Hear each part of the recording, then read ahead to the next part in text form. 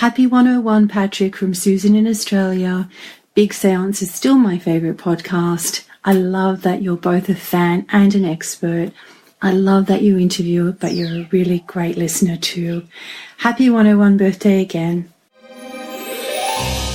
Welcome to the Big Seance Podcast. I'm Patrick Keller of BigSeance.com, and this is a place for an open discussion on all things paranormal, but specifically topics like ghosts and hauntings, paranormal research, spirit communication, psychics and mediums, and life after death. So basically, anything that pops up in my paranormal world. The candles are already lit, so you might as well come on in and join the seance. Raise your hand if you are a fan of the Golden Girls flashback episodes. You know, the ones where they break out a cheesecake and sit around the tiny table in the kitchen all night long and look back to memorable scenes from the past. Lots of 80s sitcoms did this, actually. It is said that these episodes were produced occasionally to allow cast and crew the extra time off. Apparently, we just go ahead and work our current sitcom actors to death, because I'm not sure flashback clip episodes are a thing anymore. Well, along with our traditional tea or coffee, we're going to break out our own cheesecake this week, as we take a look back at some of my favorite moments, and some of yours too, from the last 3 years, to celebrate our 100 episode milestone. But I assure you, I didn't plan this to get time off. This producer worked overtime on this one.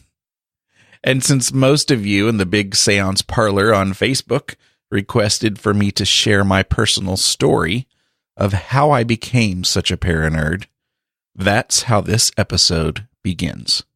Oh, do you know how many problems we have solved over a cheesecake at this kitchen table? No, Dorothy, exactly how many? 147.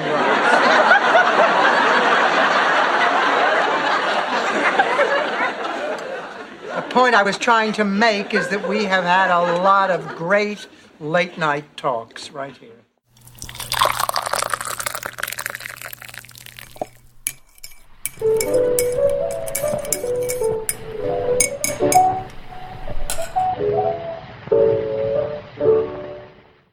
Before around 2007, I don't really remember being too interested or concerned with the paranormal world.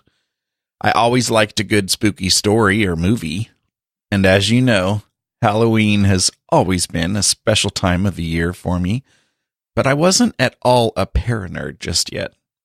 I was a single music teacher who spent most of my time pouring myself into my work. In fact, I didn't have much of a life outside of teaching and socializing with other colleagues. It all started when I discovered reading. In the book department, I was a late bloomer. I hated reading growing up, and so unless I was forced to, I just never did.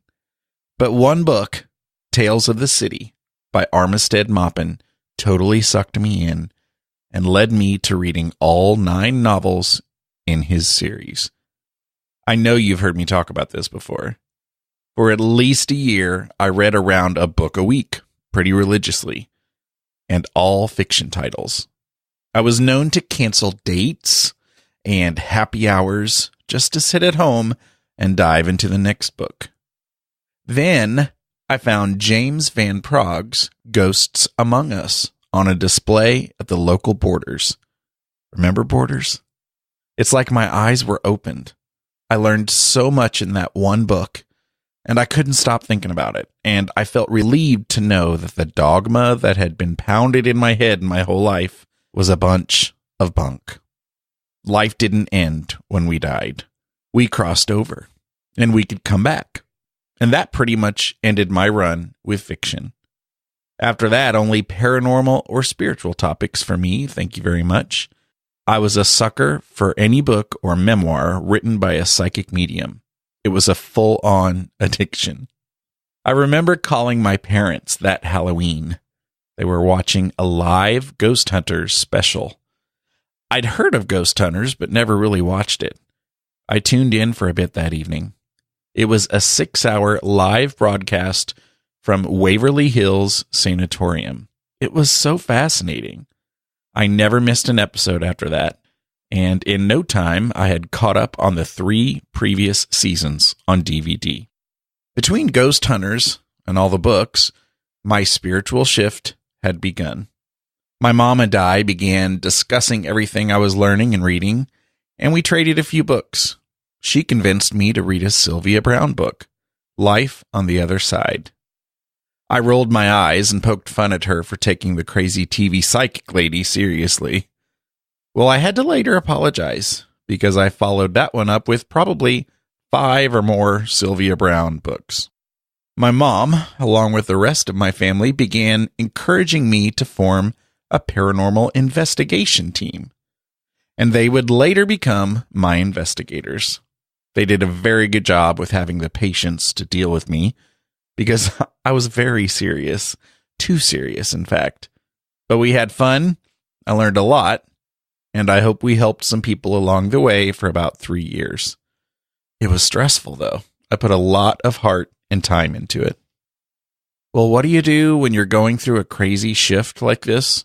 You're reading books about chakras and astral travel. You're analyzing audio and video from investigations where you sat in the dark all night long, and no one around you gets it. No one else craves learning about it. You know what I'm talking about. Well, you start a blog to share your thoughts with the world. That's what you do. And shout out to those of you who have been with me ever since. And of course, I did it all on the side of a full-time teaching career. And that's still the case now. But in those days, I never guessed fate would introduce me to a very special friend, and during a long night of parent-teacher conferences. I'll never forget it. I was sitting with a wonderful student of mine and her mother, Marilyn Painter. We clicked in no time, and we found more exciting things to talk about. Poor kid. You see, I found out that Marilyn was a psychic medium, and you guessed it, I made an appointment and had a reading. In fact, almost everyone in my family eventually had their own readings with Marilyn, and I'm proud to now call Marilyn Painter my friend. A few years, another sibling, and several parent-teacher conferences later, Marilyn was my very first guest on what ended up being the Big Seance Podcast, an extension of the blog. Here's a few moments from episode 1. Guest today is Marilyn Painter, who I have to tell you is a good friend of mine. She is a psychic medium and a spiritual counselor. And she has a topic that she just is excited to talk about, and that's empowering individuals with methods and tools to deal with lower energies, demons, and possessions. Well, the first thing that I make clear is that I am not a savior, and no one's going to really, it's not their place to fix it for you. Because ultimately, if you're the one having the experience, or it's your home, it is yours to take care of. And so you have to step into your own power. So what I like to help do is like we said, give these tools, guide you, but you have to do it because it's linked to your thoughts, your beliefs. It's your home. So the very first thing is I let them know is you got to get rid of the fear, because it's in the fear that creates most of the agreements that are happening. And when you're acting out of fear, like let's say, well, I've yelled at it and I've told it to leave and I said it's not welcomed in here. Well, what does that happen? You're yelling because you feel threatened. When we don't feel threatened, we don't yell. We talk nice and calm, right? And so that's a part of fear. So first of all, eliminate the fear. Calm yourself down. Raise your vibration. Now, the second part is know your own power. Know your own power. Know that most of us think that what we don't know or we can't see is more powerful than us. We've been taught that through religion, that they hold the power. They have some kind of mystical power or more than us. So when you have that thought, then you feel victim. That you feel that stuff can happen to you without even you like it just happens, like you have no control. So know your own power, because that's not the case. It's only the case if you believe it to be so. Because there is no energy more powerful than you, and there is no energy less powerful than you. So when you wrap your head around that concept, and you see that there really is nothing to fear, that you are not victim to, then it raises your energy and it wipes away the fear, because you no longer feel threatened, because you're confident in yourself. So eliminate the fear, know your own power, that you're just as powerful. Nothing's more powerful or less powerful. And what that does is that creates a thought form that you cannot be harmed. Because as soon as you think you can be harmed, and that comes from a place of powerlessness, that gives permission for it to happen. Let's say that there's a very dark energy lingering within my house, and I'm thinking, okay, it's going to come possess me. It's going to come possess me. It's going to come possess me. Just the thought or saying that is telling it can, because you believe it can. So in that is an agreement. You see? So the belief that it will come is a lowering. So know your own power. The second one is, once you get yourself set that said, okay, well, I'm not a victim. I am very empowered. I can handle this. Nothing's going to happen that I don't want to happen. You take away all the fear that you have. Then sit there and scan where you made that agreement. What did I do, say, or think that gave permission for this energy to affect me in a way that it does? Scan it. It could be, like you said, the hand coming up. If you actually believed when it happened, if your thoughts were, I am now possessed, then it probably would have happened. That's the agreement. Okay, then once you find where the agreement is, just the mere thought that it is going to affect me, it is going to haunt my house for the rest of my life. It's going to ruin my life. It's going to wreak havoc. It's not going to, my house can't sell now. And once you think about that, then you create that, and it's given it permission then to do all that to you. So find out where you made the agreement. Once you find out where you made that agreement, then break it. Put it in void. Cancel it. Okay? Change the thought form. That's how you break it.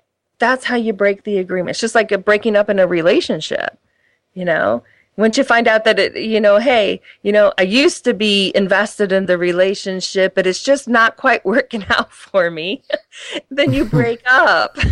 Okay? And some don't believe they have the power to do that. And see, again, there comes power. I'm powerless. I can't say I'll break up. So then a lot of people try and they start yelling at the spirit and saying, I want you gone out here. But living in the fear and the voice is still, the spirit says, she's still afraid of me. She still must think then I have the ability to do whatever I'm doing, so I'm going to stay. So how do you break the agreement?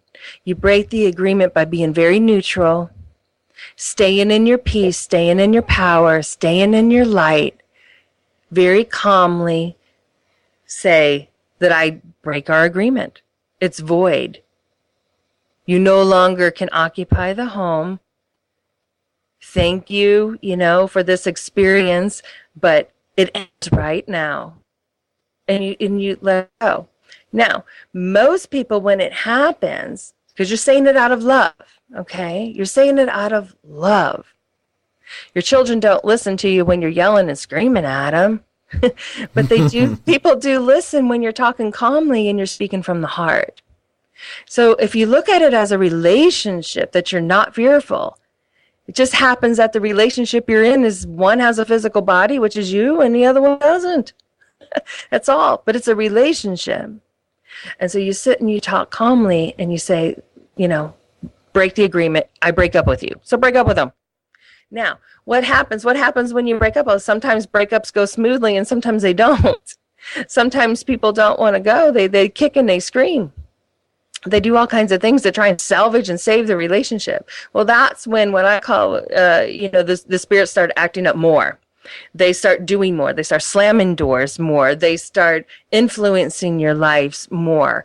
It almost like, so then what do you think? Oh, these methods don't work. You see what I'm saying? Mm-hmm. You start thinking it. Oh, this doesn't work, And then when you say it doesn't work, then what you're doing is then you're making an agreement that, well, they don't work, so you can now affect me. You see, you just got to hang in there with it. It's tolerance. It's standing your ground. It's testing. It's trying to woo you again. Do you see how the cycle starts again? It's trying to woo you again when the activity then increases.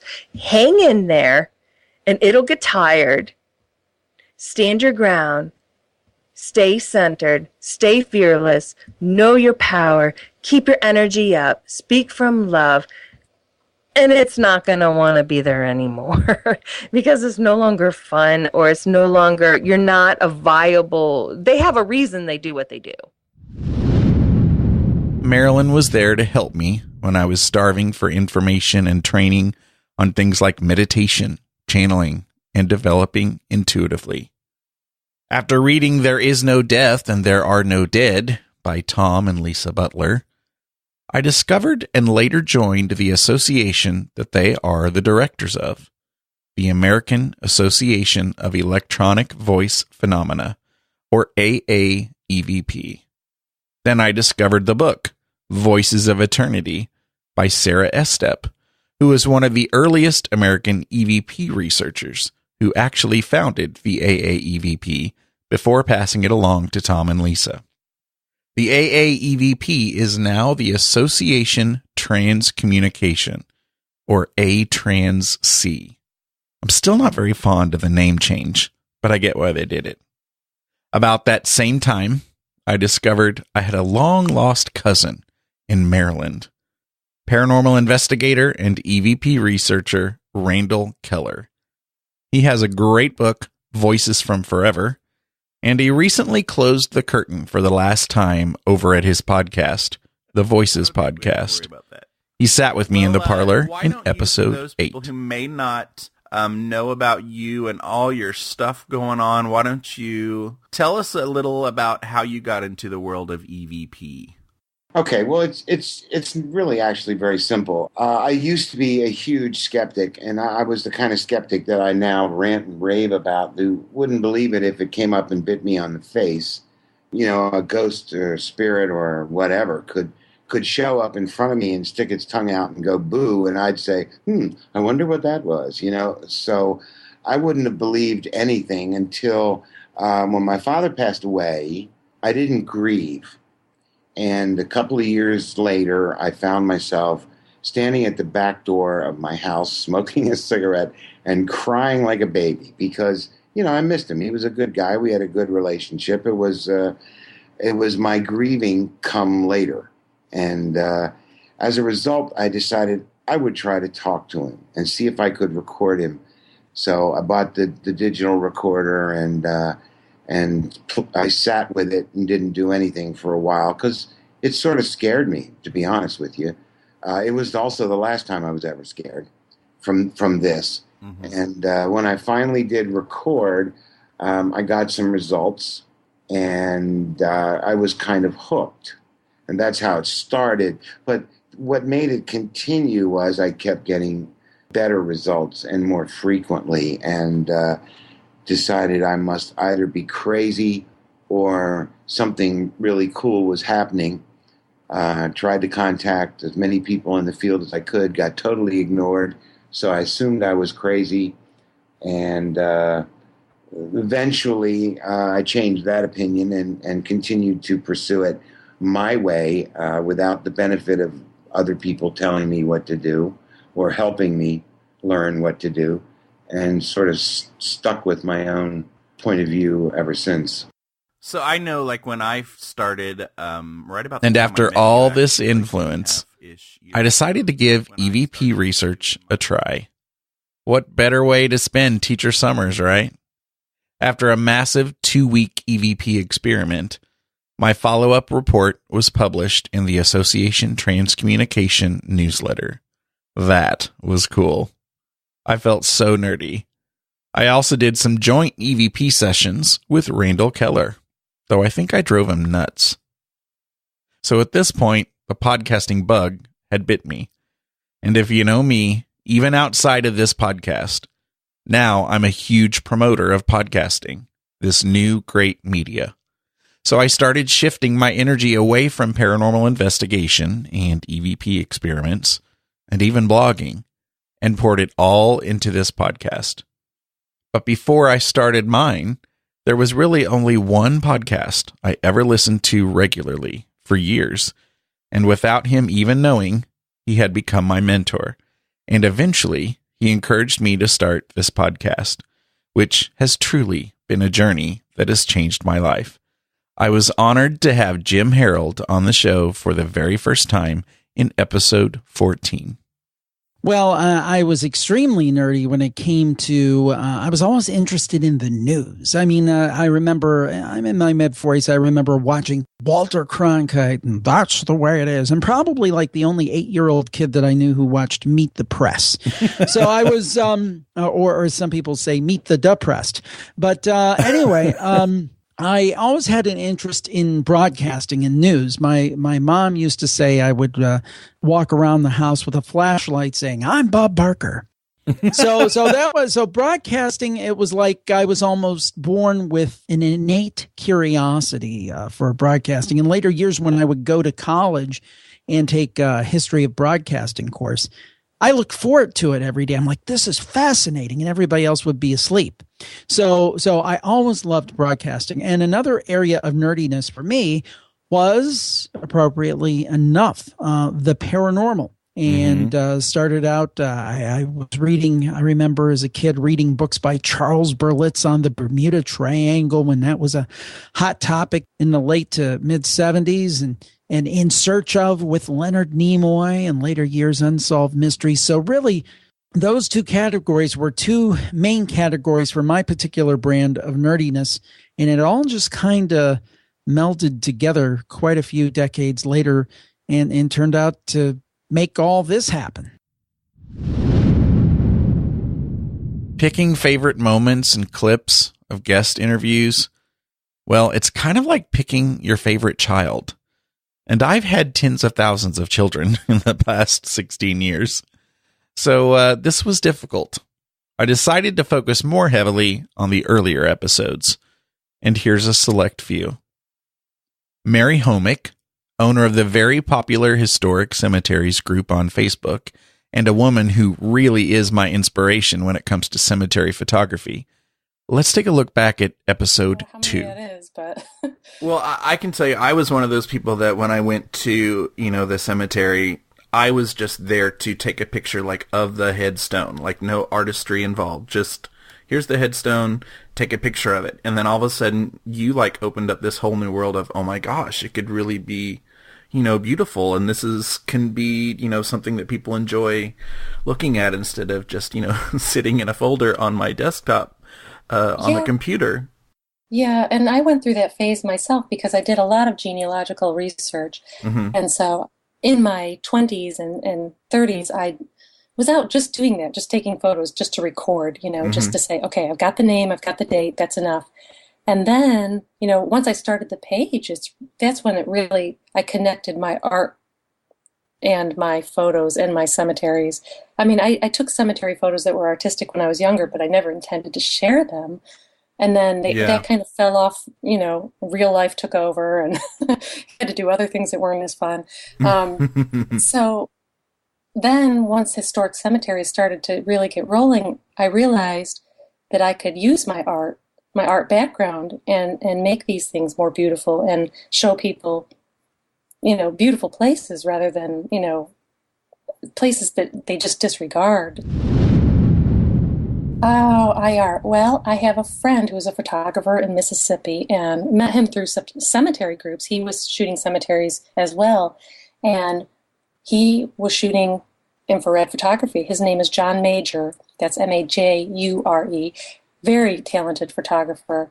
And we became close friends. And I said to him one day, I said, I want to try infrared. I need to do this. And he said, okay, well, I'll get you started. He wouldn't give me any of his secrets. But he did. He said, okay, start with this kind of camera, go this route, and then just play with it. You'll figure it out.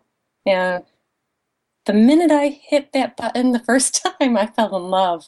I was just sold. And, I got the camera, I started shooting infrared, and I never stopped. And that was, I think, in the beginning of 2011. Or no, 2012 maybe. I got it at the end of 2011. And so I've been doing that ever since and trying to adapt my own style and do my own thing with it. It really transforms the picture completely, like into a completely different landscape sometimes. It does. It's beautiful to me. And you really see things in a different way when you're shooting in infrared as well, because what you know about light and shadow and dark and color is completely washed away, basically, and you have to think in a whole new way. So it's great fun for me. I love it. So can you walk us through, and I'm really interested in this part because I know what goes on in my brain, but can you walk us through what goes through your head as you enter, whether it's a new cemetery or your favorite cemetery? What are you looking for? That's a toughie. Usually when I go into a cemetery, I don't know, there's some sort of instinct that's grown in me over the years, where it's like, just even like if you're driving through a town, you're like, I bet there's a cemetery over there. It's like one of those things. You can just tell. So when I go into a cemetery, generally the first thing I kind of do is I just stand and I look around and, I kind of say a little secret phrase to myself that's, I say it to the cemetery. I say, show me what I need to find. And that's cool. Yeah, I do it every time. And, then I just start walking, and I don't know, it's just, I just let my instincts take me where I need to go. I don't research cemeteries before I go to them. I don't want to know what's there ahead of time. I don't read about the residents generally or find out who I'm supposed to look for, because I just want to find it naturally and be surprised and, let it happen how it's supposed to happen. So I don't really prepare much, honestly. I just kind of go in and react to my environment. The tagline for BigSeance.com from day one has always been My Paranormal World, and that's how I've always thought of it. The content I produce comes from my investigations, the people I meet, the books I read. In fact, some of my first podcast guests were the authors of many of those books. Episode 3, Annie Wilder, author of House of Spirits and Whispers. An introduction to your fascinating house, and for me, an update. Sure. Thank you. I'm super happy that you enjoyed the book. That was 2005. I moved into my house in 1994, and now I've lived here 20 years. So when I wrote the book, I told of moving into this old Victorian house with my 2 teenage children, and we knew that the house was haunted. We knew there was one ghost, but what we didn't know was that it was filled with ghosts. And the ghost that we were aware of, or spirit, was, we're pretty sure, the old man who had lived here before us. And we figured that out because the house had been turned into a duplex in the 1930s and then a triplex in the 1960s. And the back apartment was where the old man, as we called him at that time, had lived. And that was the part of the house that felt the most haunted. And the way it felt haunted was, my realtor and I had looked at many, many, many old houses, and there was only one other one that we thought was haunted. So it wasn't just because it was old. But one thing that was strange immediately was when you stepped inside the house, it was like stepping backwards in time. It was like everything was still. The stove and refrigerator and decor was like from the 1940s backwards. That was the back part of the house. And also there was this heaviness and a sense that both my realtor and I had of someone being right behind us, like somebody being in your space bubble. And that feeling lessened as we moved through these many rooms of this old Victorian house and got farther and farther away from the old man's apartment. But in his apartment were Catholic symbols and medals and pieces of palm fronds from Palm Sunday and other things that I recognized from my Catholic upbringing as protection, amulets and things like that. So I thought, okay, the house is haunted.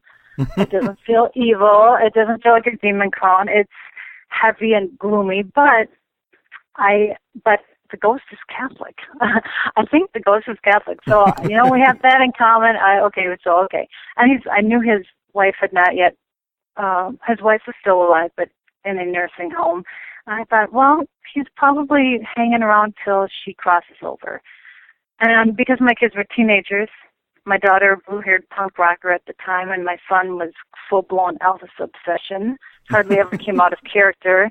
I'm like, if I wasn't worried about my kids' safety or my own safety, and I thought, if anything, our family will probably kind of motivate the spirit to just go to the light now instead of hanging around here. But what we have found over the years, so the main spirit, the old man's name, Leon Kuchenmeister, he was a German Catholic, kind of old-fashioned, traditional, strong guy. I did learn about him from the neighbors. And a decent guy, very hardworking, very thrifty. And 20 years later, Leon is still affiliated with the house, not trapped here, not earthbound, but I now have come to think of him as an ally in the spirit world, helping me protect this very energetically unusual house. Sara Wiseman was my guest in episode 15. And while she was here, I was able to capture the spooky story of her experience with a bat in the house, which ended up being a part of one of my Halloween episodes that year. One could listen to her beautiful and soothing voice all day long. And maybe that's why I'll never forget her absolutely delicious belly laugh at the end of her story in this recording. I smile every time I hear it. And what happened next surprised me because I was terrified to the point of almost not being able to function. And yet at the same time, it was this moment of amazing beauty and clarity.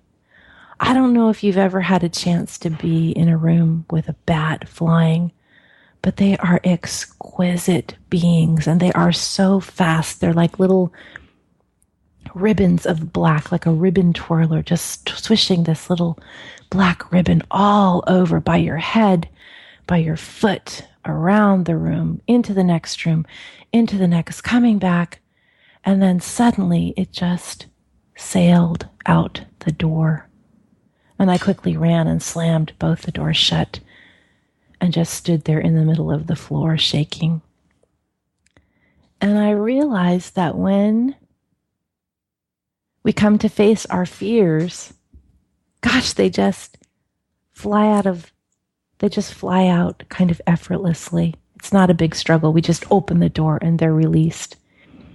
And I realize when we face our fears too, we sort of cross an edge that we couldn't have crossed maybe a half hour before. And I just went to bed and I fell into a deep sleep and I got up in the next morning and I was grinning from ear to ear. The Halloween bat that was my fear, that was released by me at 3 a.m. one night with the full moon sort of up in the sky. Anyway, that is my Halloween story. Hope you enjoyed it. Don't mess with bats. They could have rabies. But in this case, it turned out all okay. I am Sara Wiseman. Thanks for listening.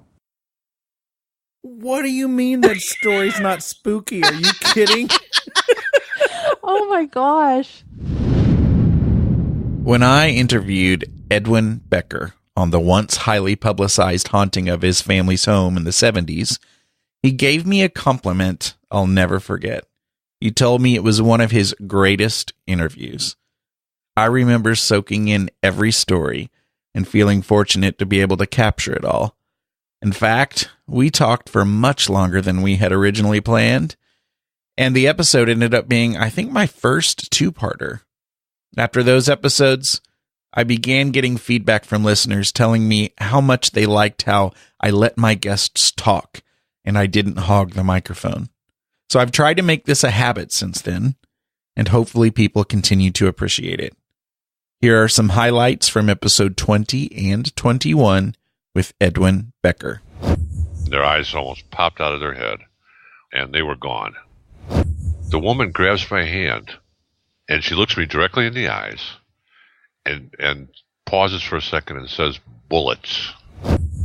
He said, "There's one on the first floor," he said, "that I'm not sure I can even deal with." The next thing I knew was I received a phone call from Carol Simpson. NBC came in, and it became the first ever televised paranormal event that was ever taken seriously. But if you look in that YouTube piece, there'll be a dark doorway. You're gonna see a ghost start to come out and go back in. Wow. And then there's a clear child's voice that says, "Mama." We signed that deed. He never gave me the $10. I didn't give a crap. I just basically said, "Tap, tap, no take back." The piano would play the same couple of notes. Dun, dun, dun, dun. I tell him, "Are you frightened? If you're not frightened, you ignore it and say a prayer for that person and just go about your business." Well, and it also makes you wonder what would happen if we, experimented with EVP in hospitals in those types of situations, or, other paranormal investigation equipment. Would you see people who were out but not dead? And, would you experience paranormal activity? But having my experience on the ER table, I know that there must be ghosts in the hospital, because I did not know that I was unresponsive. I was seeing everything, and I did. When they told me how many times I was shocked, I was stunned. I don't know how the hell she'd ever learn the Sasquatch language, because nobody's ever seen a Sasquatch.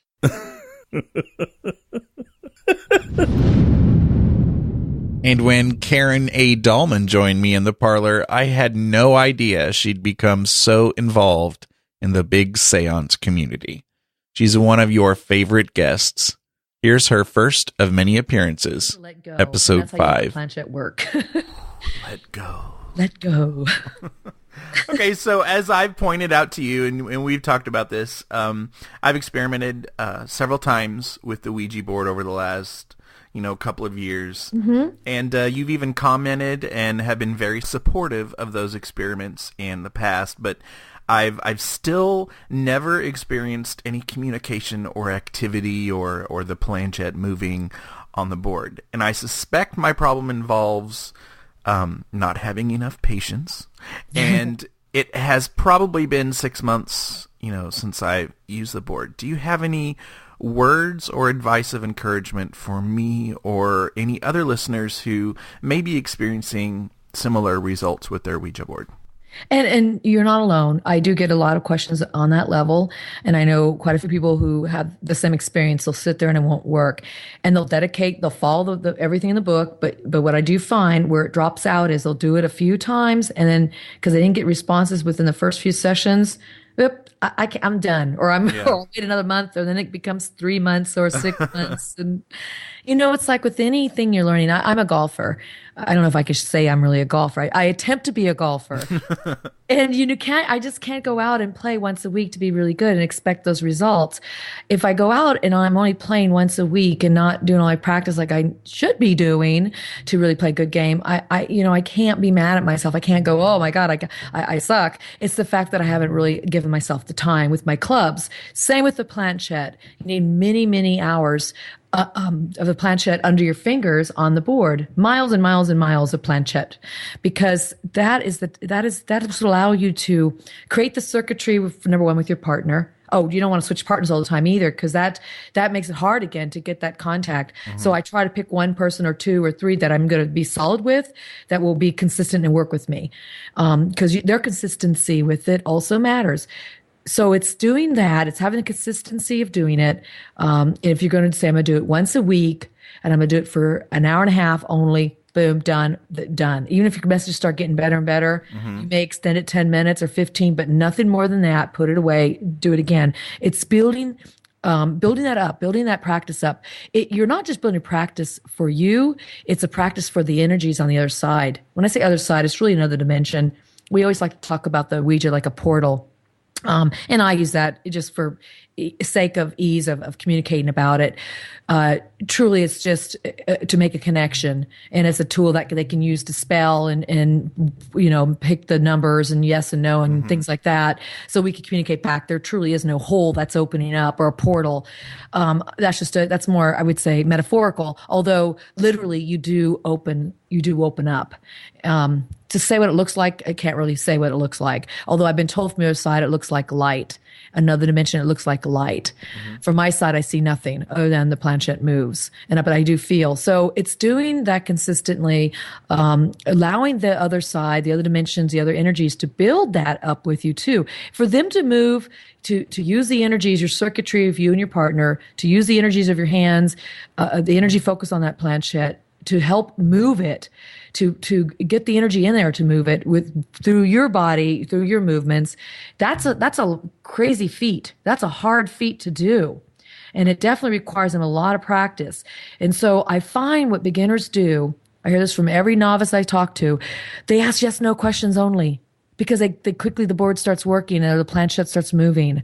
I said, okay, but you're getting yes, no, but you're not getting any details. Right. You're making them up yourself. Why would you want to do that? If you go, all right, so what's your name? And they don't get a name. They go, they go to a letter J. Oh, is your name John? Yes. Okay, were you born what year? And you start fishing and you give up answers and it's like, you'll never get anything real. Yeah. You've got to learn to take the time to let it spell. That's what takes the longest time. Once you get through that hurdle, like with golf, once I go to the driving range enough times and play 2 or 3 times a week, then I'm through that hurdle. That's what it requires. It requires the time. And I think you and your listeners and others who are working on it, if they can set that aside and be patient with it, you will get results. And yes, I still haven't ever had any activity from any of my Ouija boards, even 3 years later. Insert sad face. Tim Prasil, who you would later know as the voice of Spectral Edition, first joined us to talk about his very unique book. And this clip from episode 22 makes me cringe because I pronounce Van Slyke incorrectly 2 times in a row as I introduced him, and he was kind enough to correct me. Of Lyda Prasilova, also known as Lucille Parcell. Lyda assisted with the supernatural investigations of Vera von Slyke, born in 1868, died in 1941, and she chronicled their cases. So Vera was one of the earliest paranormal investigators, if I understand that correctly.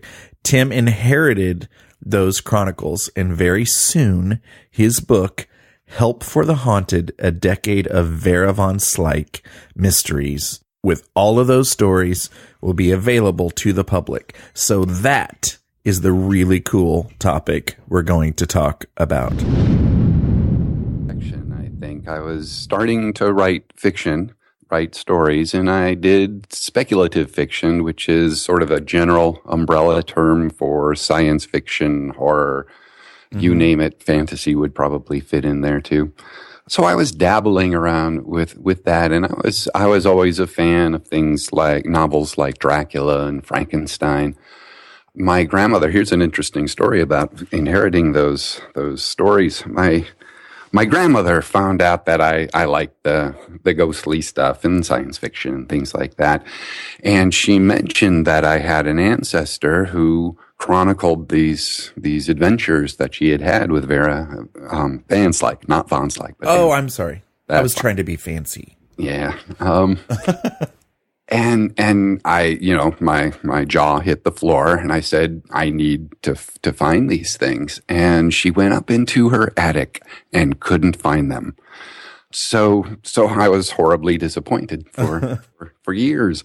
Then my father passed away a few years ago, and going through his things. He had, boxes of fishing tackle and you name it. He was an architect, and he had pencils, just boxes of pencils and drawings and things like that.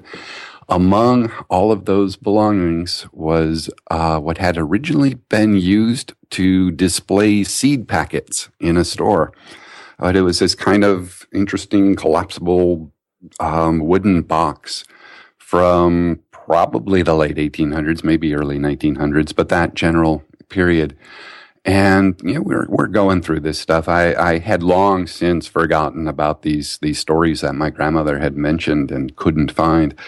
But I opened it up, and sure enough, there were some very sloppy, I will say, manuscripts in disarray, and I immediately recognized them. Oh, those are the manuscripts that my grandmother told me probably 20, 25 years earlier. So that's how I came across them. And once again, my jaw hit the floor. Here they are.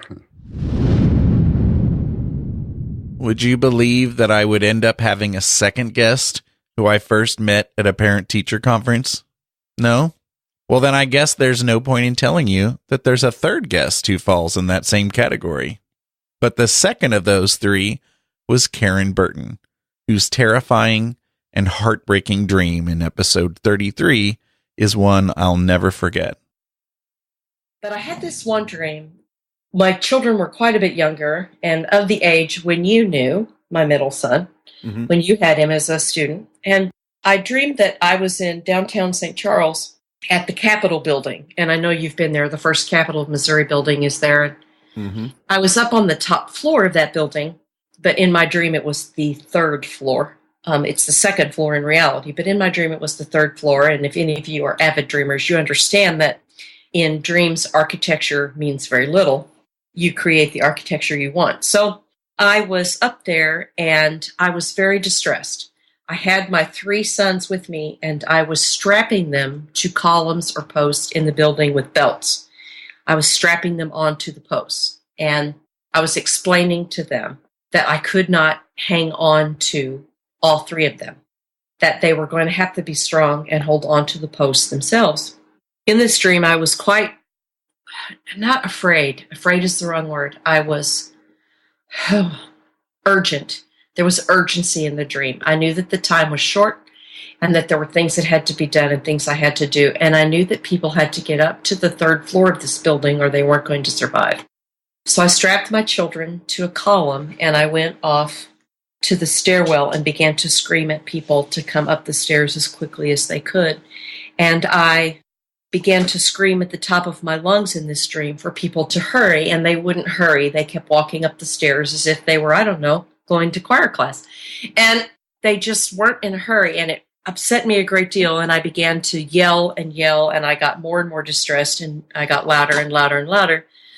And then I ran back to my children, and I explained to my oldest, I'm going to stay here with your two younger brothers. I need you to hold on to this post as if your very life depended on it.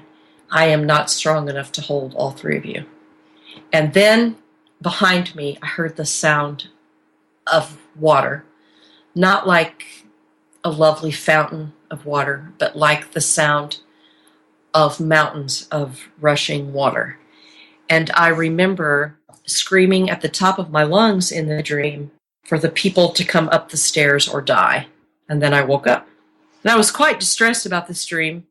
I did not think it meant the death of my children because, as I said, I'd already kind of figured out that's not how it worked. But I didn't know what it meant. And because it upset me so much, I told several people about it. About 2 months later, I was standing in my bedroom and I was listening to a news report when I heard that sound of water behind me and recognized it from the dream. And when I turned around, it was a report on the tsunami that hit Indonesia and Thailand. And the actual report that I saw was of the beach in Thailand where the people who'd made it to the third floor had lived, but the people who were on the first and second floors had died.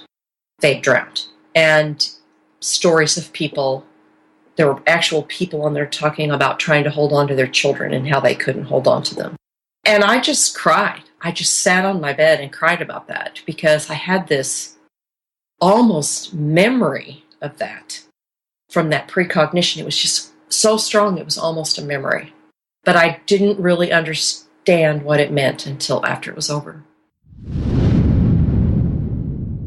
About 2 years ago, 2 high school students from an hour or more away from me in Illinois contacted me about meeting to be interviewed for some research projects on the paranormal subculture. It was a blast nerding out with them, and it was an honor to be asked. I couldn't believe they drove that far just to talk to me, and so I got permission to record it all, just for you. I decided this special Cheesecake episode would be a great opportunity to once again show off a few of my favorite EVP samples. I don't get to break them out very often anymore. The boys seem to really be impressed by them. I love their responses in the clip. This is from episode 34. I was kind of hoping that they'd let me show off some of my EVP clips, and they did. As you'll hear from their responses, I think it was one of the cooler parts of the night for them.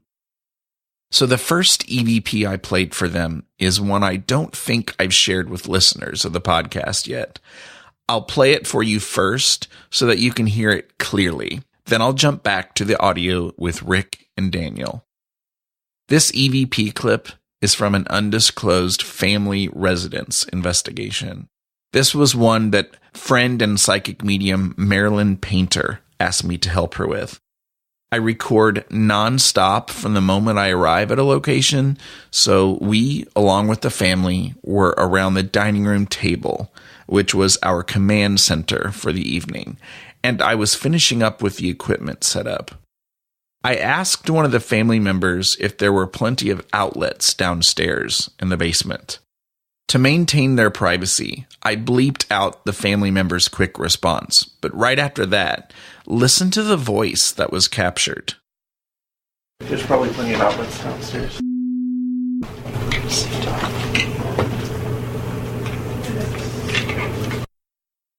There's probably plenty of outlets downstairs.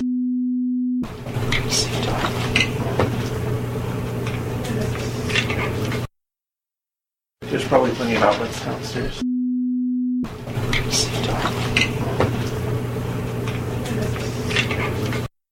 Did you hear "See Dorothy"?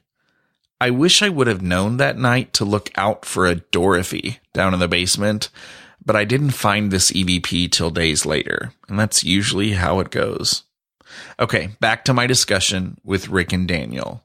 You'll hear the same "See Dorothy" EVP with their response. So I just bleeped that out, but then you'll hear the EVP after that.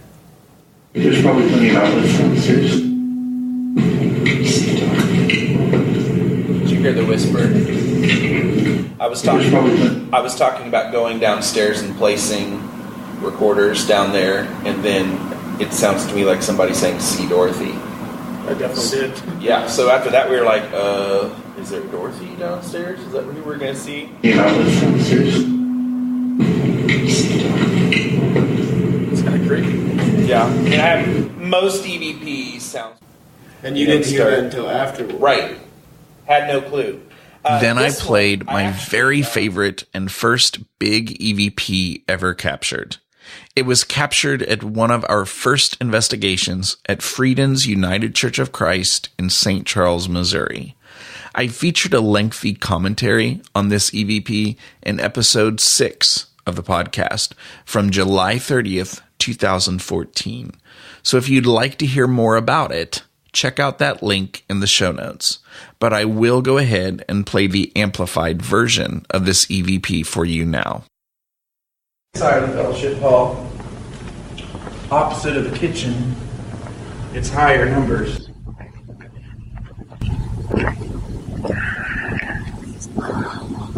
And then you go to the center, it's like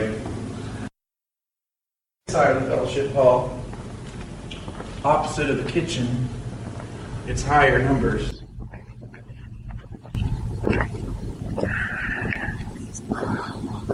And then you go to the center, it's like inside the fellowship hall, opposite of the kitchen, it's higher numbers.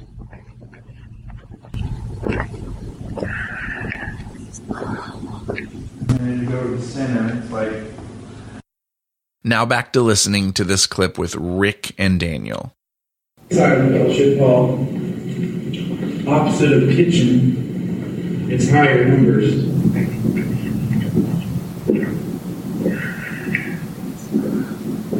And you go to the center, it's like... That's what?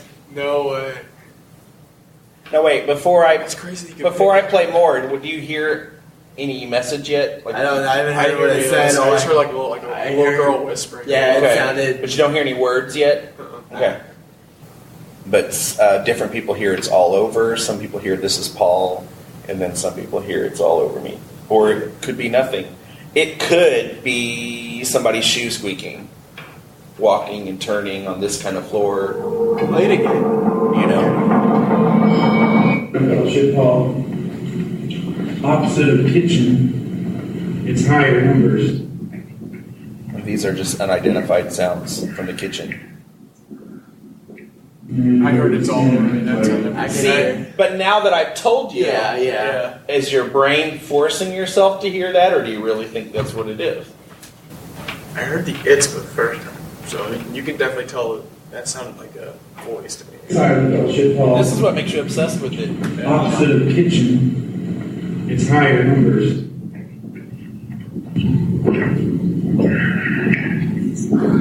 And you go to the center, it's like... I can definitely hear that. That's really creepy. That's and awesome. The next one's even creepier because when I slow it down, the voice sounds lower. But, you know, it's... Should call opposite of kitchen, it's higher numbers.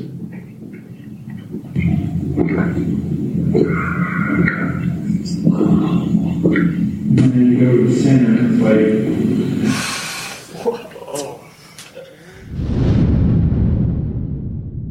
The hosts of the Cemetery Confessions podcast joined me for episode 35 in what just seemed like a nice happy hour here in the parlor.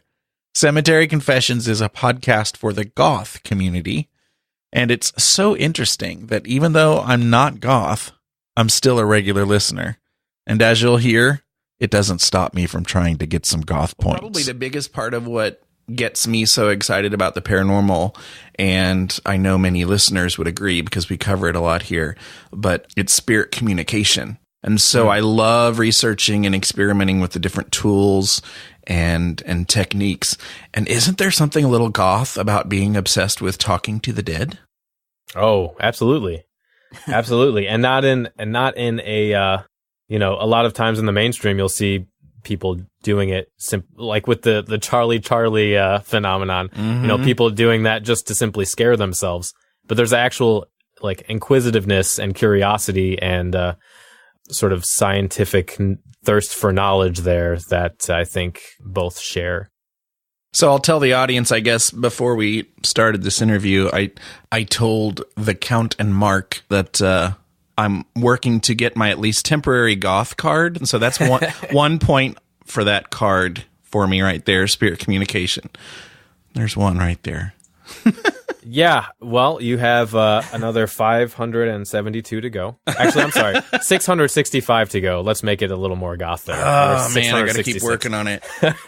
You can paint one fingernail black. That's one more point. Yeah.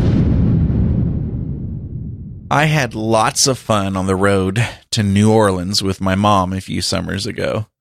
After this trip, I decided I kind of enjoyed taking you along with me. Here are some of the sounds and clips from two of those stops, Natchez Cemetery and the Myrtles Plantation. So here I am at the Natchez Cemetery, which we just kind of stumbled upon yesterday.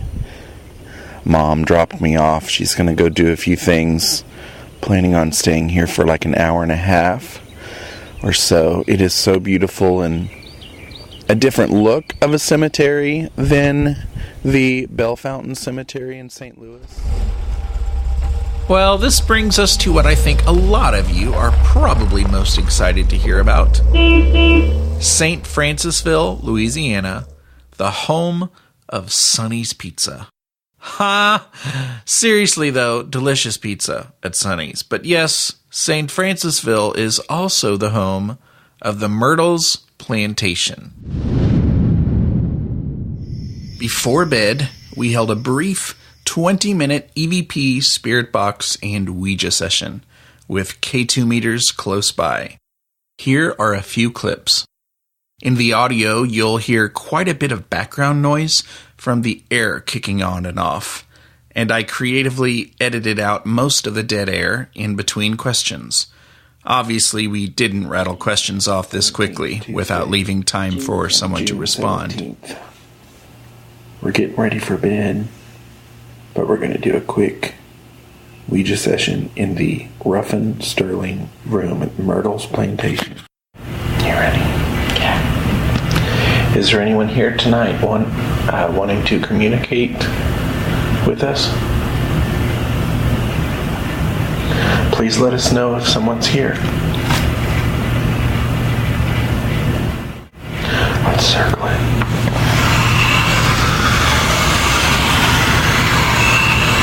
Can you use the planchette to communicate?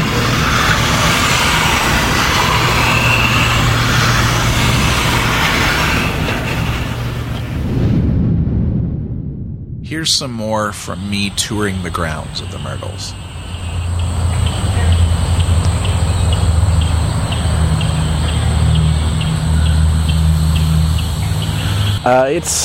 I guess it's probably getting close to 8 o'clock. It's 7:34.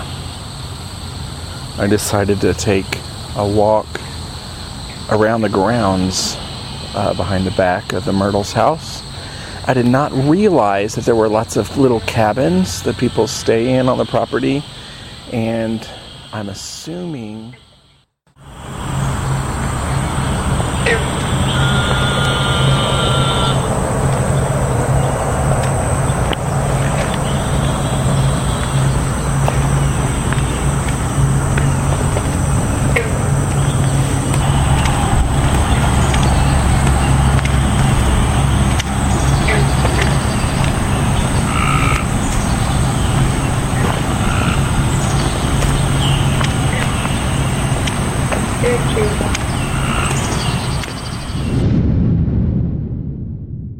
In a very cool moment of synchronicity, 2 lovely listeners ended up writing me separately in the same week, letting me know about the exciting work they were doing in the UK as platform mediums and with development circles. I took that as a sign and brought them both on to learn about the cool things going on across the pond. They've since connected with each other, and I'm proud to have both of them as mentors and friends. First up is Claire Broad, who's been a full-time medium for years and will soon be a published author of an exciting new book with co-author Teresa Chung, who's also been on the show, and you'll hear from her a little bit later. The synchronicity just keeps happening. Episode 38.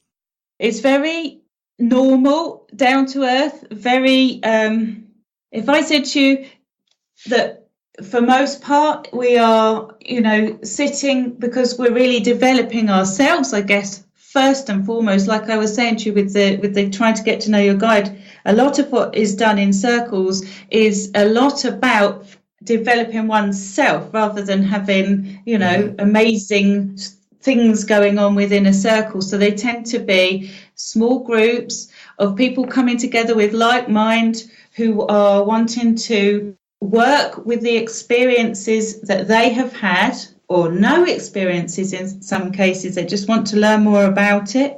And with an experienced teacher, you can work with your strengths individually. When you get a really good energy going within the group, that's when you really start to see yourself progressing at a faster pace. So most development circles are a group of people coming together, sitting in circle, because this work is all about energy, and therefore the theory is that energy can flow around the group better, which should help people who are learning to try and work with that energy to be able to create a link with spirit or develop their psychic awareness, develop their intuition, grow spiritually within themselves, learn how to meditate. So most circles are kind of a mixture between spiritual growth and then actually learning the mechanics of mediumship, or being able to do a psychic reading and learning the differences in the two. So I think a good development circle when it comes to mediumship is a lot of practice, but also someone who's knowledgeable, who can give a lot of theory and really train those people in understanding what's happening, how this can possibly be a real phenomena, and, you know, getting hands-on with it, having experiences, trying it out like you have done, you know, and building on that, being very patient. Circles tend to run for quite a number of years because it takes a while. When I talked to Marion Hover in episode 37, she was working for the Royal Mail in the UK. She even told a fascinating story of a supernatural experience out in the field. But guess what? Since then, Marion has started a new journey of being a full-time medium, and I'm so excited for her. She even did some work abroad in France recently, although I'm jealous because that was just a hop, skip, and a jump for her. How cool would that be? Here's Marion. I'm wondering if you can give us a picture of what modern spiritualism looks like. Yeah, sure. Well, when I first started, my basic training was done at a church down on the southeast coast, a little town called Hive in Kent, and they've got a fantastic spiritual church there. And I basically started off in a development group. So what we did, we had a teacher in that group, and we would go over everything from mediumship to healing. We did psychic art. So you were sort of getting a taste for a little bit of everything. And then you would maybe get an interest for something else. For me, it was always mediumship. I seem to just have the ability to go forward with mediumship. But it's very open. We don't work with the lights off unless we've got an evening service where we still have the lights on, but the windows are covered up. But no, there's the only time I've ever sat in a dark room is I went and watched an evening of trance mediumship. Which again is another fascinating side to mediumship, but it's very much in the open. And I think perhaps if people think that if you look back to the turn of the century, as you say, if people think mediums are all about that now, they should really go and see some fresh young mediums working, because that's certainly not what we do. It is very up to date. We work in the daylight, and a lot of people are giving good up to date messages. Do you remember these moments from my interview with Kristy Robinett in episode 45? She was a really intelligent little girl, and she looked at me and she said, "Are ghosts real?" And I said, "Yes, ghosts are real, but most all of the time they're not going to hurt you. They're very friendly." And she looked at her mother and she smacked her on the, like on the hip, and she said, "See, I told you they were real." Every night, I have this man that comes, and I don't know why this is going to make me cry. I have this man that comes out of my closet every single night. And she described what he was wearing. And I said, "Well, what does he do?" And she says, "He just smiles at me, and then he goes back into my closet." And I'm like, okay. And in the meantime, I look at her mother, and her mother's turning ghost white herself. And she started to cry, and she said, "That's my grandfather." But it kind of ended funny because she goes, "Do ghosts like bananas?" And I said, "No, I don't think they like bananas." And she goes, "That's why they're not eating my bananas." And the mom's like, "That's why you have bananas in your closet?" So I am. And you know what just happened was really weird. It must be like spirit, because I'm in my son's room, and there is a squirrel in there that's knocking at the window.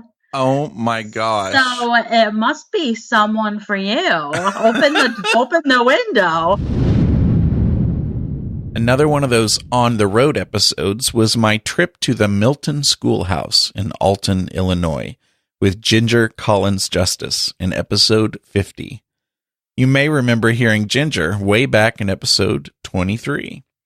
We may have cleared up some of the legends of the Milton, And we had some delicious coffee, too. Are the trapped ghosts of both a little girl and a janitor inside the Milton Schoolhouse? We bought it. We did not live in the area, and so I was completely unaware of its reputation. I had no idea. There's nothing that would indicate that a little girl was murdered or raped in the building, that a janitor hung himself. There's nothing to indicate that. So then what about the reports of hauntings? Is it haunted? And who is haunting it? And what about the evidence from the Ghost Hunters episode?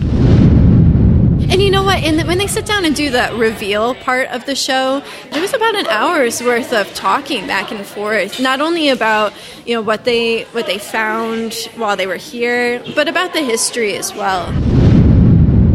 There are spaces that I feel are mine, and there's spaces that I feel aren't really mine, and so I just don't go in there. When I do, I've got business to do. The place just feels really good, and I think that has pretty much everything to do with the owners and the kind of energy that they've brought in here and really put into it, and the type of people that they attract.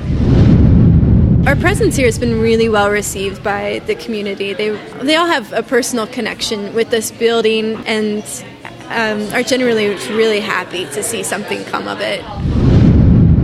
Is that, that's obviously... The boiler room. Oh, that is the boiler room? Mm-hmm. Yeah.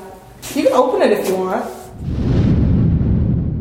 Two of the very earliest active readers and listeners of the Big Seance are Lena Carbon and John Lilies, a.k.a. Lena and John of the blog Carbon Lilies. They've given me so much support, and they've become trusted friends. And so when I needed a little bit of help, and when I needed to pick their brains, I invited them onto the show to work through my thoughts on the Enfield poltergeist case, the miniseries covering the events, the then upcoming Conjuring 2 film, and an article written by Tom Ruffles of the Society of Psychical Research in the UK. What I didn't plan for was all of the preparation and research they put into it. And then fate worked its magic again, and I was able to score an interview with the Guy Lyon Playfair, who was the investigator who actually did investigate the Enfield case, and for a whole year. Well, I was able to use that research and process my thoughts way more clearly after working through it with Lena and John in episode 55. I was surprised by, I guess, the undertones of almost animosity or bitterness, I guess, which in reading more and more about the two different accounts and in watching the miniseries as well, and then hearing more about the upcoming movie, I guess I could understand it because the stories are so different. And I personally, in hearing more and more things about the Warrens, I find myself increasingly skeptical of them. Watching the miniseries, did you find it interesting that Guy Playfair seemed to start the book or the idea of the book so immediately? Did you find that odd? I did. Did you? Yeah, I did. I wonder just how many investigators, no matter how reliable they may seem, are in it for the fame, though. Mm-hmm. Me, obviously, the Warrens are, and I think so was Playfair when this whole thing first started out. Mm-hmm. Right, and if neither side documented these things, we would have so much less knowledge, I think, about these experiences or claimed experiences. So I think it's cool. But yeah, I did. I thought about that. I was like, that seems kind of, it doesn't make him look as good as he could look by him, at least in the movie, skimmed down to, a mini series when it was like a whole year. But I was like, it seemed that he jumped in so early, especially since he came into the picture being incredibly skeptic. In the movie, they really played that up. He was so skeptic and almost rude, to people who were witnessing things or describing their experiences, and then he just kind of turned. You know, one of Gerald Brittle's comments, or I guess complaints, was that Guy Playfair never mentioned the Warrens in his book. And Guy Playfair came back at him and said, and seemingly rightfully so, that his book went to the publisher long before the Warrens made their second visit, possibly even before their first visit. That's so crazy. Yeah, so how was he able to mention them? And legitimately, why would he at that point? If in fact, say they had visited before he sent his book off to the publisher, it would have only been the first visit, which was only one day. So it was really interesting just to see how things played out in terms of time, and something that made me question Gerald Brittle a little bit too, because he was being so accusatory towards Guy Playfair and Morris Gross. Hey Patrick, it's John Lillies here. Lana and I want you to know how grateful we are for the incredible support and friendship you constantly share with us. We continue to learn from you, and you always make our hearts smile. We've said it before, but I will say it again. You do an incredible job with the podcast, and we really do feel as though you are on the right path and doing what you need to be doing. Thank you for sharing your talents with all of the paranerds in this world. We've been trying to figure out what our favorite moments are from the last 100 episodes, and it's so hard. I don't even think we were able to narrow it down to 10. Please just keep it up and stay true to you, and you will never be at a loss for content or fans. Of course, the blooper reels and hashtag homework are always fun too. Thank you, dear Patrick, for being a valued member of our Carbon Lilies family. Congratulations on your major milestone. We look forward to the next 100 episodes. Or 101, as it were. We'll talk to you soon, friend. A bientôt. And truly one of my favorite episodes, and one that I'm very proud of, my interview with Guy Lion Playfair. They just turned up one day, and I left as soon as I could because I just didn't like them. Yeah. I thought Ed Warren was a complete BS specialist. Lorraine was fairly harmless, but I didn't speak to her, so I can't comment. But all I remember was Ed Warren telling me that either he or I could make a lot of money out of the case, and I pointed out that that's not why we were there. So let's spend a bit of time on the BBC miniseries, The Enfield Haunting. None of the incidents shown actually happened, except the first one, which I forget what it was, but all the others were completely invented, and I certainly never levitated to the ceiling. But more seriously, they left out all the really good ones that did happen. Certainly, the suggestion that I went there to keep an eye on Morris Gross was absolute rubbish. I mean, we were totally cooperative to each other right from the start. We never had the slightest difference of opinion.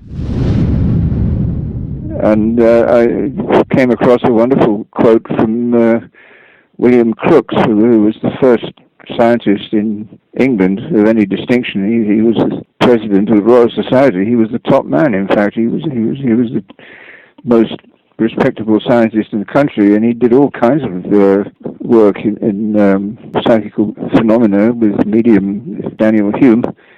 And he says in one of his articles, "I never said it was possible. I'm saying it's true." And I've taken that as a kind of motto ever since. I mean, I don't claim that poltergeists are clearly impossible, but they are true. I've certainly seen quite enough of them, and as far as I'm concerned, they're as real as anything else. Well, I started out as a journalist, and then, you know, if you're working for a newspaper, you go to the scene and just describe what you see. I mean, you don't have any sort of particular moral judgments about whose fault it was that there was a car crash or whatever. You just describe who did what and when. And I took exactly the same attitude to investigating poltergeists as I would with a hydroelectric dam or plane crash or whatever. I mean, it's just developing the skill to describe clearly what you saw. Troy Taylor.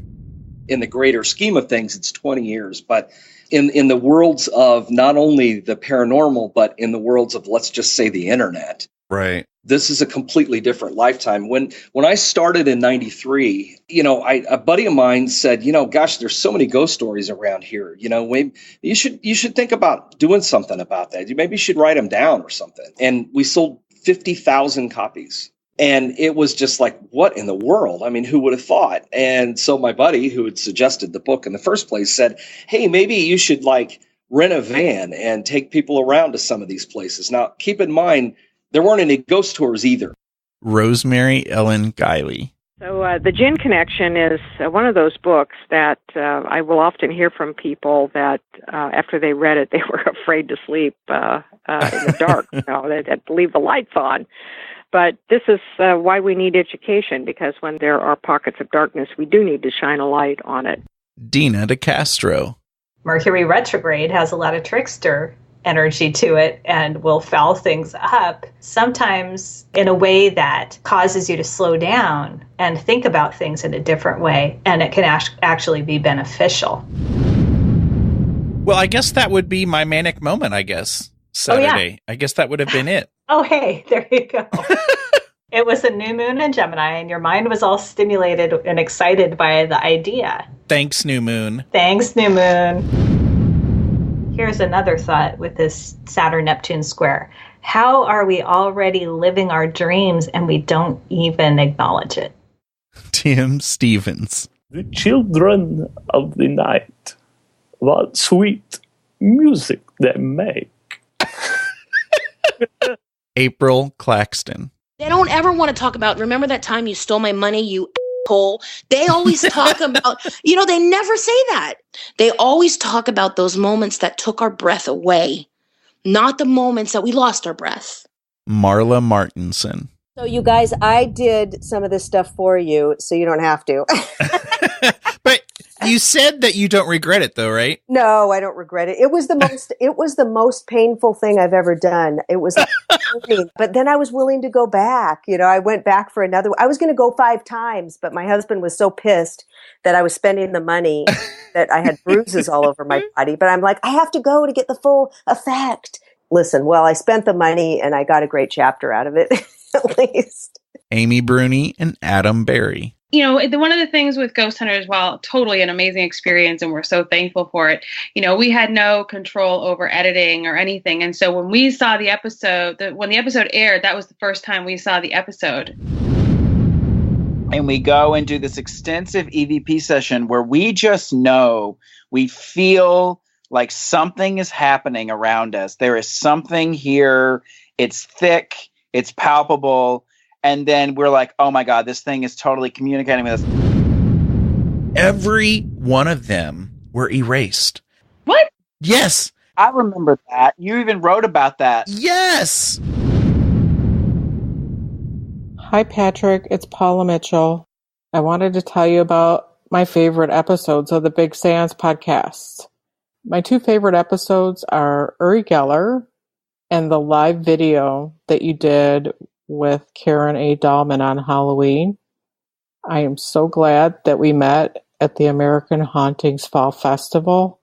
I've learned so much since that day. Keep up the good work, and congratulations on episode 100. And here are some highlights from that live Halloween seance with Karen A. Dahlman and board partner Rodney. We allow the messages to come to us, to come through us, for the benefit of those who are here and for the benefit of all. We only speak with that which is of the love vibration, of the highest vibration of source that there is. This is Ouija translation in real time, folks.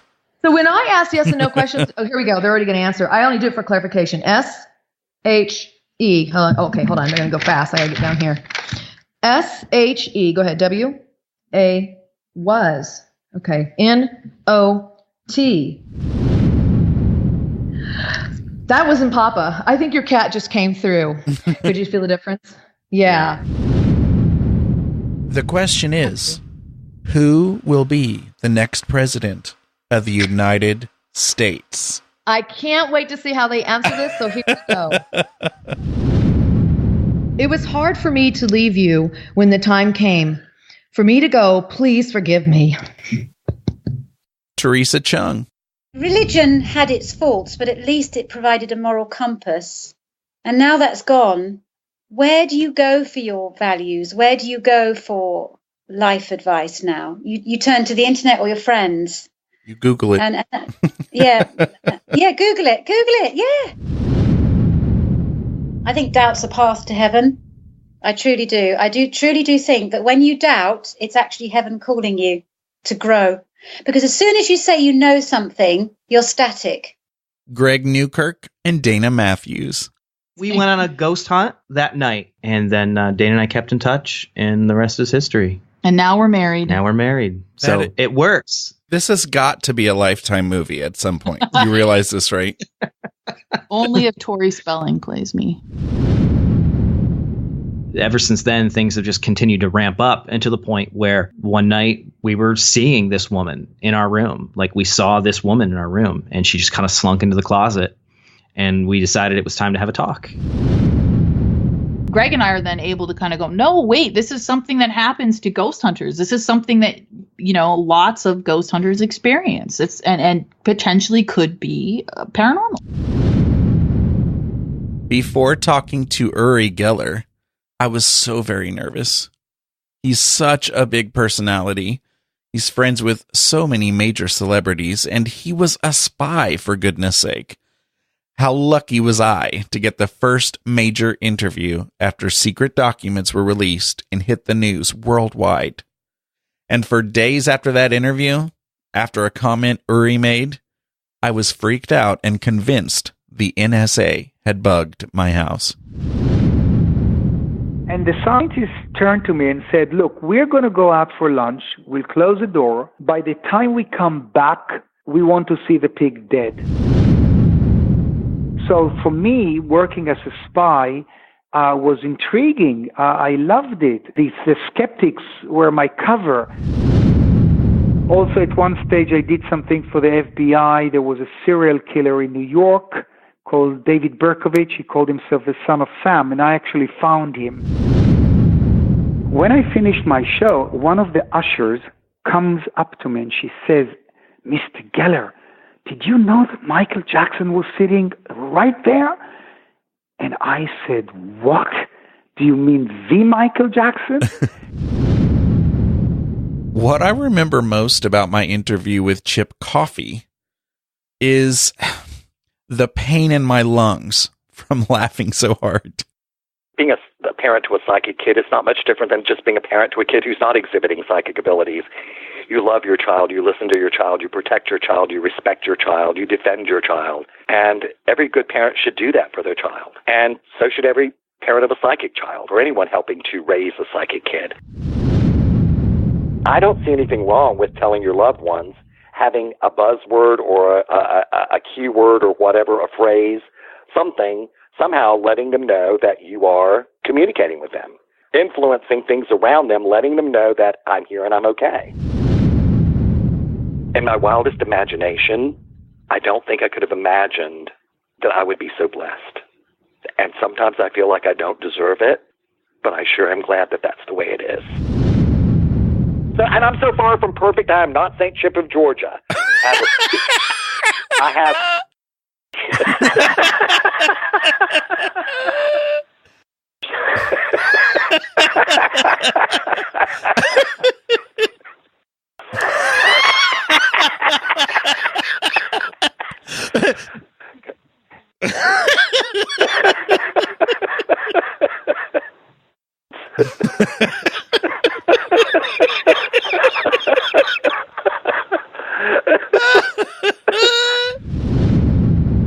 Ty and Katie from the Haunt Me web series. Ash was like, I know people who are super into like the occult and they know a lot about magic and spirits. And like our friend from high school went to NYU for film production. Let's bring him in. Let's bring all these resources together and be like, we could make this a show. Let's do it. I've never seen traditional paranormal investigation use tarot cards before, which is cool. And the first card I pulled was the Lovers. So a card from the major arcana, a card of destiny and fate, you know. of, two people. And I was like, okay, are we like actually dealing with this couple right now? And as you learn more about each other, you develop trust and you develop conversational skills with something who maybe has been trying to reach out to someone and have this conversation for decades. Danielle M. Holdman. How fun was this one? I just help bridge the physical and spiritual and help open people's perception to that it is real within you, your innerverse, your outerverse. What's above is so below. The physical and the spiritual, all that is interconnected if you choose to acknowledge it, and you're not alone. And I talked to them like they're next to me. And I said, you mentioned one time, you said like you're on Google Hangouts, and I almost peed my pants. I thought that was so funny that you're chilling out with your ancestors and spirit guides on Google Hangouts. That's awesome. And we had an argument, and I just felt like us having a conversation, it wasn't getting anywhere. I would write letters to their higher selves or to their spirit guides. Like, can you intervene in this, because this is not working. And the opportunity for this, I'm pulling from my tarot deck. So this is from an oracle deck. I love doing this. Ash Riley. I found that I just had a very natural gift for understanding really complex metaphysical concepts and explaining them to people in ways that they could understand. I use dream interpretation to kind of poke around in your subconscious and see what's really going on, what you're not aware of. I use tarot to give me an idea of what is blocking you or keeping you from recognizing these things and moving past them. I use numerology to give me an idea of what your soul path was before you incarnated here. It involved Godzilla, Jason Priestley, and a flying vacuum cleaner. That reminds me of the dream that I had where the dinosaur was ice skating, doing figure eights on the Oregon coast to a song that I composed in my dream, in my head. Yeah. And just recently, in episode 98, fate once again, I finally got my opportunity to talk to Andrea Perrin. Ed and Lorraine Warren, none of us believed that they in any way tried to maliciously do anything to hurt us or exploit us or use us in any conceivable way. I think that happened inadvertently. It did happen. She covered her eyes and she said, there's a malignant force in this house. There's a malicious presence. Her name is Bathsheba.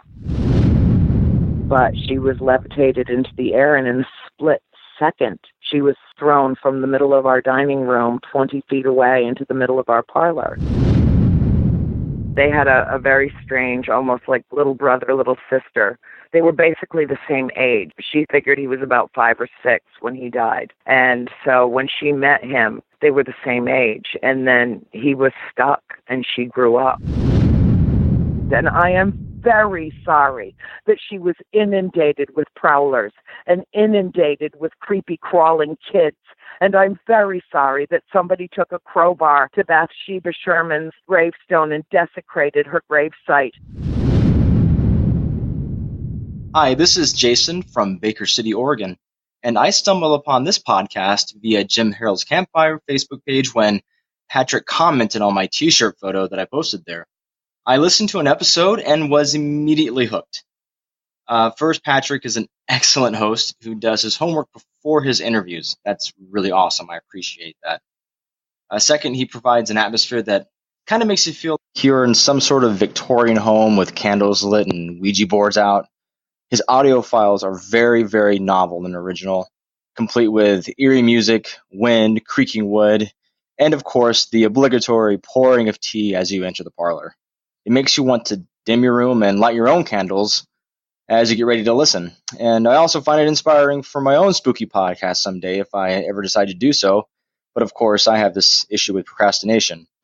So, Patrick, just keep up the great work, and I love what you do, and please don't stop doing it. Cheers. Oh, look. we've got listener feedback. Well, I've heard from quite a few listeners recently. Here are just a few. Bruce reached out to me once again. Patrick, thanks for the mention on your 100th show with Grant, my favorite ghost hunter. I've watched all his shows as well as season 1 of Kindred Spirits. I like the American approach. This is to see their approach to the paranormal. Spiritualism, UK version, needs proof of survival, so different approaches are great to see. I came across this old Movie Tone news clip years ago and thought your paranerds would love to hear from a special guest. And he included a link to a YouTube video, a very cool historic video of Arthur Conan Doyle interviewed on Sherlock Holmes and spirituality. And I don't remember if I threw that in the Big Seance Parlor on Facebook or not. So if I didn't, look for that. I'll try to remember to do that. Thank you, Bruce. Then I also heard from Sherry. Hi, Patrick. Let me say thank you from my heart. You have created a wonderful place for all of us paranerds. Yes, I embrace that title wholeheartedly. To be able to communicate without someone giving us that look has been an important and very enlightening part of life for me.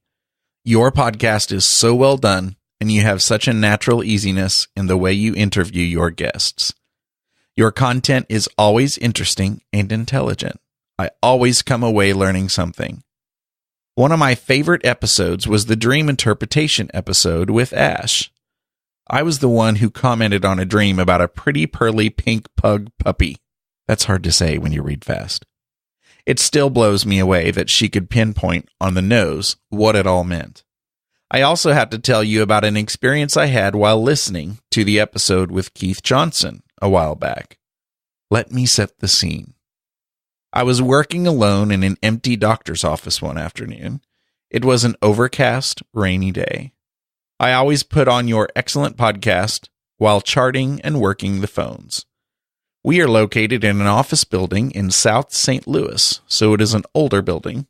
I am listening and charting when Mr. Johnson starts talking about the parents showing him around their farmhouse and that there was some activity and noise on the floor above them, when all of a sudden, at that exact moment, I hear a loud boom, ba-boom, boom, coming from right above my office. I thought someone was trying to frighten me. Then it happened again, the same way. Boom, ba-boom, boom. I called the engineering department and was told that no one was working in the office above us that day, and maintenance confirmed that at that time of day, about 3:45 p.m., there were no workers in the building, and as our office is the only office on that side of the ground floor, there was no one to call to see if the noise was heard by anyone else. Needless to say, I couldn't finish the episode right away, but did later hear the rest. I've never heard those sounds again, and am inclined to believe that someone or something, with great timing, was the cause. Maybe not paranormal, however. I would love the chance to do an investigation there to ease my mind. Well, that was my slightly spooky and very silly story. LOL.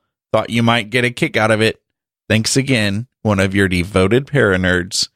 Thank you for reaching out, Sherry, a fellow St. Louisan. And Sandra dropped me a note. After listening to Danielle Holdman and trying to contact my spirit guides, my life path has taken a turn and I'm so excited. I've bought and have started using crystals and some angel tarot cards. I needed some guidance at this stage of my life.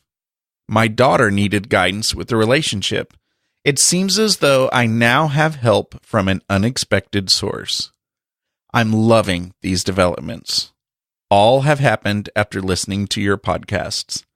I haven't been as enthusiastic about learning and being involved in something new for years. I'll keep you posted. I bought a rose quartz heart for my daughter. Luckily, she has an open mind and showed it to a friend who then assured her of her own interest in crystals. Not only did my daughter finally have confidence to give her boyfriend of 5 years the push he needed to admit he was commitment shy, she has told him she wants and deserves more. So finally, she is striking out and intending to aim for the life she deserves. Her and her chihuahua. So just wanted to let you know the value of your podcasts. They can change lives. Introducing to people a new perspective on life by becoming a paranerd. You rock, Sandra. Thank you for letting me know. That's very cool. From Trisha in California on the USA Apple Podcast Store, Patrick Keller's interview style is both informative and personable. When I listen to his podcasts, it's like having lunch with good friends. He asks the questions I can't wait to hear the answers to. Great podcast, Patrick. Well, my paranormal world keeps on a-changing as I change. I've never laid out master plans for the show. Topics and guests tend to show up when they're meant to, and I love that. And I have the greatest listeners in the world. And that is what's going to keep me going for another 100 episodes.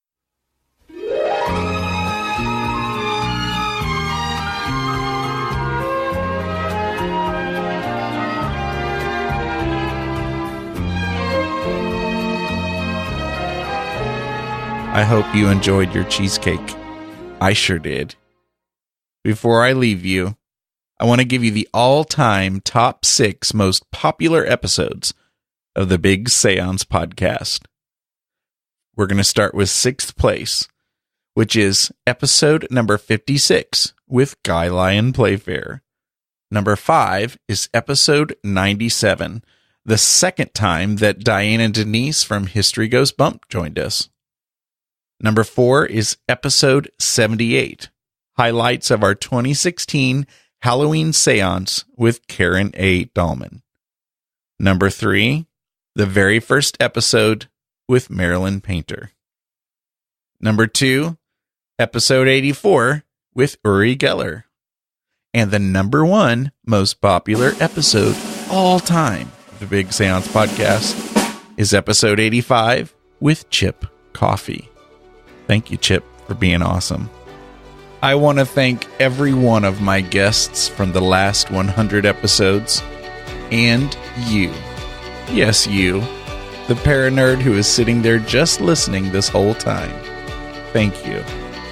If you want to hear some bloopers and a few funny bonus clips, be sure to listen all the way to the end.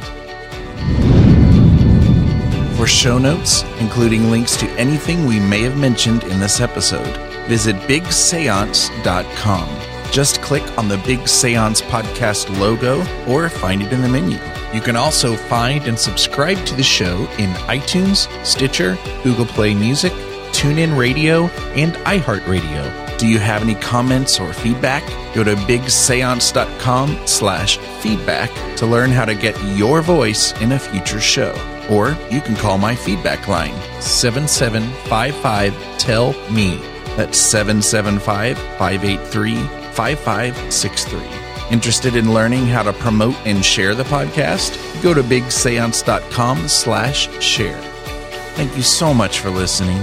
Unfortunately, it's time to blow the candles out, but we'll see you and light them again next time.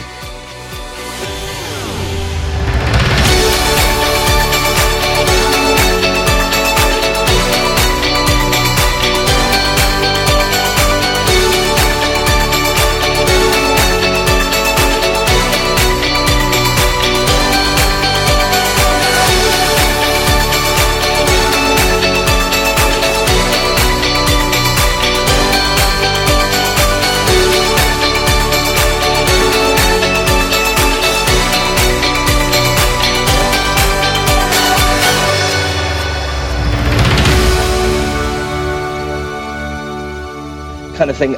I find that it mostly wants to tell me, and then this is just my experience, but it mostly wants to tell me about food. I'm not kidding. Pie. That's funny. Potatoes. And it's like, come on, man. I mean, I haven't eaten, so I'm starving, and now my Ovilus wants to talk about food. What's Halloween like for you? Magical. So, in general, you're just very passionate about history and how we view it. right? Yes. I don't know where I was going with that. Maybe that was a dorky thing. I think you were heading toward, why did I get my master's degree in cemetery landscape? There you go. Let's go that direction. Okay. Who let all these bats in here? Edit. Interview yourself, Vicky. Hi. Episode and part 2. We'll have some outtakes, There you go. Easter eggs. Outtake number 1. Outtake. Yep.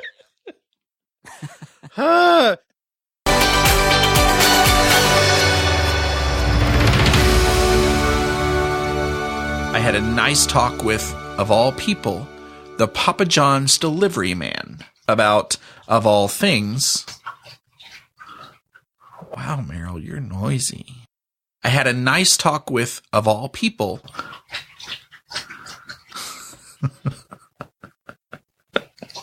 Are you done? Helping them to get subscribed to the show in iTunes, Stitcher, TuneIn, or one of the many awesome podcasts. That's gross. So basically, we're gonna go back to the 70s. Oh, right, yeah. so the 70s. And the bell bombs and everything. Yeah, that was it. No, I think we're good to go, man. Can we do the whole interview with fake British accent? I know. Let's do 2 versions of it. Don't entertain this. Don't even entertain this. I'll do a really bad Cockney British accent. Oh my God. It'll be like, move your blooming ass! Spot of tea, governor. I guess that wasn't really... That was horrible. Yeah. It's terrible. That was more like the Queen. I'll still like you, I promise. Okay. Oh, no. Oh, hold on a minute. A frog got in the house. Oh, you little... And it's a baby, and I can't just let him die. Do you know that we've gotten a few frogs in the house because we have so many of them outside right now? Oh, it's awful. He's tiny. He's less than the size of a dime. And I don't know where he went. The frogs in our house have become like the new mosquito. It's Oh, really? it's Well, I don't know it's been what it is raining about and this raining year. here. Yeah, well, my father will find him. He'll survive to the morning. My father will find him and save him. We save everything. Boom, ba-boom, boom.